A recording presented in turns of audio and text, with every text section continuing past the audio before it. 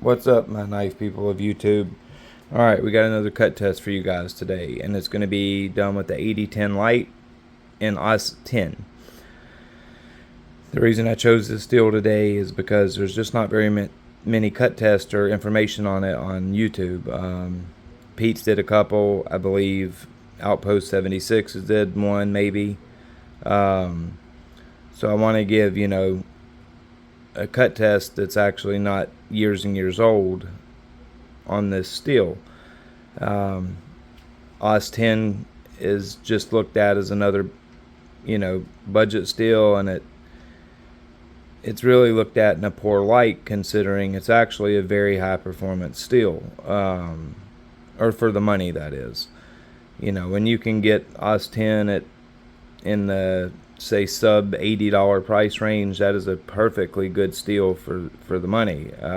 If it's done well, you get very good performance from this stuff, and cold steel does it right. So you're gonna get really good performance out of this steel, and it's just looked at as just another budget steel, and it's kind of sad, actually. It really is a great steel. It's sad that it's looked at as just another budget steel nowadays. One of the important aspects is to not, unless it's a culinary knife, do not polish this stuff. If you polish it, you significantly hurt the performance of the knife. For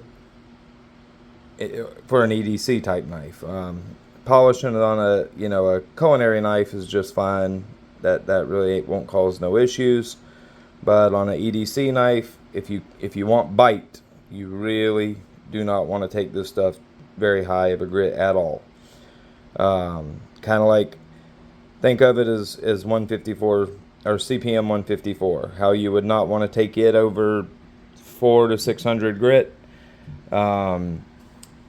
AUS10's the same way. You do not want to take this stuff very high. It will be very slick, and it just won't cut very good for you. It really needs a nice coarse tooth structure.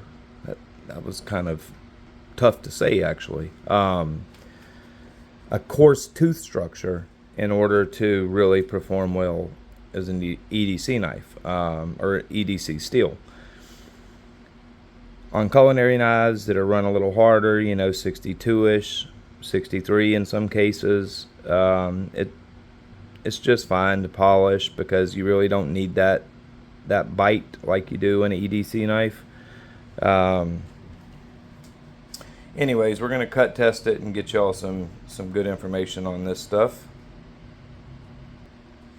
You've got a very good 325 DMT edge, and then 5 passes per side on a 1 micron diamond strop. So a nice, coarse, aggressive edge. This steel extremely sharp, very keen, but yet lots of bite. And that's exactly how you want this steel. You want lots of bite with good keenness, and that's exactly what this nice coarse 325 edge will do for you. You have a ton of bite, but yet it's very sticky. Alright, so let's get this cut test going.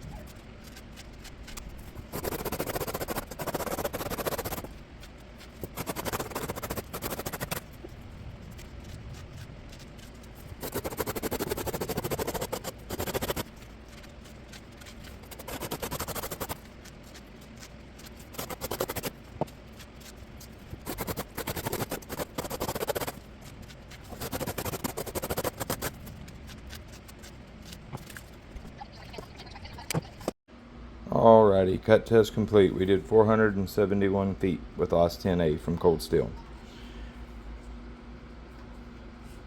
Edge is still very sharp, but we're getting a little catch right there in the middle.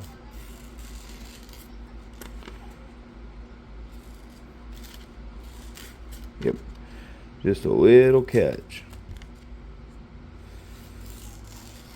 See that? Still cut nicely. We're just getting that little teeny catch right there. Anyways, edge is still very, very sharp. Just a couple passes. We're cutting in about that much of an area, so a little less than an inch. And that edge is still quite sharp. There's just a little catch right there. Right there. I feel two little catches. Other than that, this edge is still quite sharp. It'll strop back, no problem at all. Like a couple passes on a diamond strop, I have this right back to hair popping, no problem at all.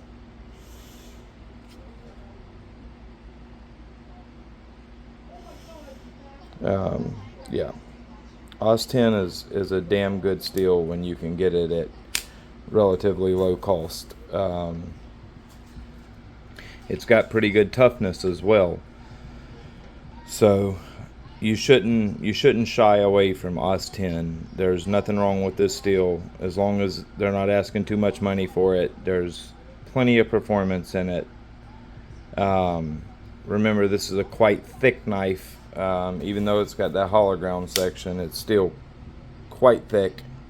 That's a 17-degree bevel, so you know it's pretty damn thick. This is like, and remember, this is 4 edges in, so it's like probably 26 thousandths. That's pretty thick.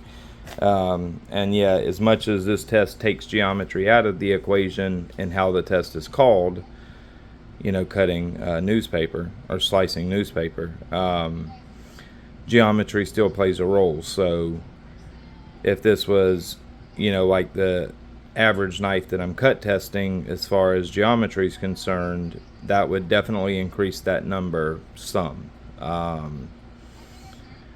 But yeah, don't be scared of AUS10. It's a great steel. It's also a very nice sharpening steel. It's very responsive to a strop. It's very responsive to a ceramic rod. It sharpens nice on any abrasive, be it aluminum oxide, silicone carbide, diamond, CBM, whatever. It doesn't matter. You know, it just sharpens very, very nicely on any abrasive. So don't be scared of it. Don't look at it as just another crappy budget steel.